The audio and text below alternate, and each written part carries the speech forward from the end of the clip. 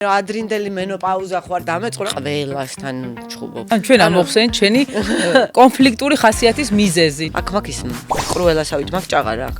დავრჩი ორსულად ისე რომ თავს ვიცავდი. ყოჩახ თამარ. ხო არ ჩერდები ვლაპარაკობ ხარ როგორც მატყობს ვლაპარაკობ. სულტრად დარწმუნებული გავმოვედი რომ აბორტი უნდა გავიკეთო. ამ წნეხის გამო დაერქვა ამ ყველაფერს ქორწინება. ოჯახები რატო ინგრევა? ყოველ მეორე შაბათ-კვირას ვიყავი ამსტერდამში რაღაც კლუბში, ხო? და მაგრად ვერთობოდი.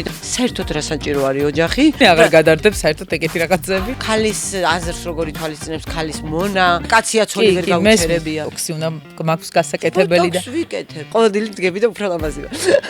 გიგას ესე ვადგები ხოლმე და ხوار დაგჭრდი, აი ცოტა მზეს.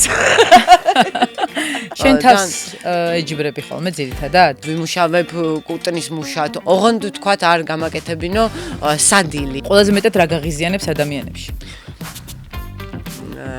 რო ბარამიძე მოდეს მე ძუძუებში თავი ჩამეხო. ყველაზე არასწორი წარმოდგენა შენზე რაც ხალხს აქვს. იმდენი ფული გავაკეთე, მაგდენი ფული მე არ გამიკეთებია კიდე ხაიხანი, რეალისტური ამოცანები დაისახე ჩემო გიგა. სამშაბათს 21 საათზე. მეხუთე ელემენტი.